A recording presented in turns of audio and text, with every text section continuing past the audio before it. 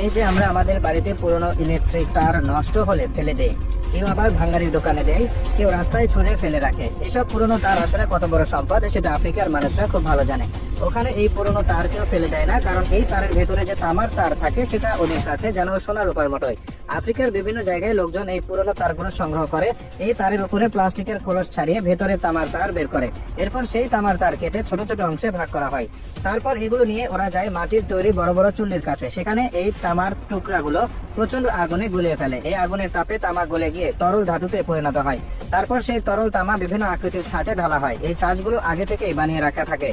কেউ বানায় বাসনের আকারের, কেউ আবার তৈরি করে শোভাময় জিনিসপত্রের মতো। ছাঁচে ঢালার পর কিছুক্ষণ ঠান্ডা হতে দিলে সেই তরল তামা জমে শক্ত হয়। তৈরি হয় চকচকে সুন্দর তামার বাসন। এই বাসনগুলো পরে স্থানীয় বাজারে নিয়ে বিক্রি করা হয়। কেউ বাসায় রান্নার কাজে নেয়, কেউ আবার দোকানে সাজিয়ে রাখে বিক্রির জন্য।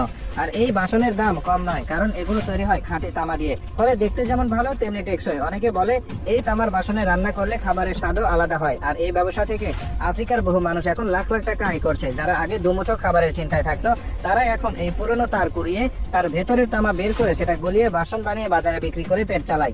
এমনকি অনেকে তো নিজের পরিবার চালানোর পাশাপাশি অন্যদেরও কাজ দেয় এই ব্যবসার মাধ্যমে। ফলে পুরো এলাকার মানুষরাই এখন এই পুরনো তারের খোঁজে থাকে। যেখানে সেখানে পড়ে থাকা তার দেখলেই কুড়িয়ে নেয়, কেউ আবার পুরনো বাড়ি ঘরের তার খুলে নেয়। ভাঙারি দোকান থেকেও পুরনো তার কিনে আনে, তারপর সেগুলো প্রসেসিং করে গলিয়ে নতুন নতুন তামার সামগ্রী বানায়। আফ্রিকার দেশের বিভিন্ন বাজারে এখন এসব তামার তৈরি বাসন, থালা, বাটি, হাঁড়ি, পাতিল খুব সহজে পাওয়া যায়। অথচ এগুলো সবই আমাদের চোখে ফেলনা মনে হওয়া পুরনো তার থেকে তৈরি। আফ্রিকার এই মানুষগুলো যেভাবে ফেলনা জিনিসকে কাজে লাগিয়ে নিজের পেট চালায়, নিজের ভবিষ্যৎ গড়ে নেয়, সেটা আসলে সারা বিশ্বের জন্য একটা বড় শিক্ষা।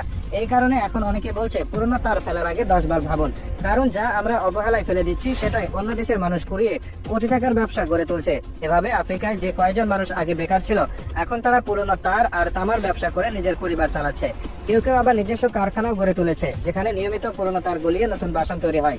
এই বাসন শুধু স্থানীয় বাজারে নয়, দেশের বাইরেও রপ্তানি করা হচ্ছে, ফলে অর্থনীতিতে বড় অবদান রাখছে। শুধু তামার বাসন নয়, অনেক সময় এই তারের তামা দিয়ে গহনা, শোভাময় সামগ্রী, দেওয়াল সাজানো জিনিসপত্র তৈরি হয়। আফ্রিকান দেশের স্থানীয় বাজারে ঘুরলে দেখা যায় পুরো বাজারে রকমারি তামার জিনিসে ভরে আছে। অথচ এগুলোর মূল উপকরণ সেই পুরনো ফেলে দেওয়া তার। এর মধ্যে কেউ কেউ আবার ব্যবসা আরো বড় করেছে। আফ্রিকায় যেভাবে লোকজন এই কাজে নিজেদের ভাগ্য বদলেছে, সেটা দেখে পরিষ্কার বোঝা যায় ফেলনা জিনিস যদি বুদ্ধি করে কাজে লাগানো যায়, তাহলে সেটা কোটি টাকার সম্পদে পরিণত হতে সময় লাগে না।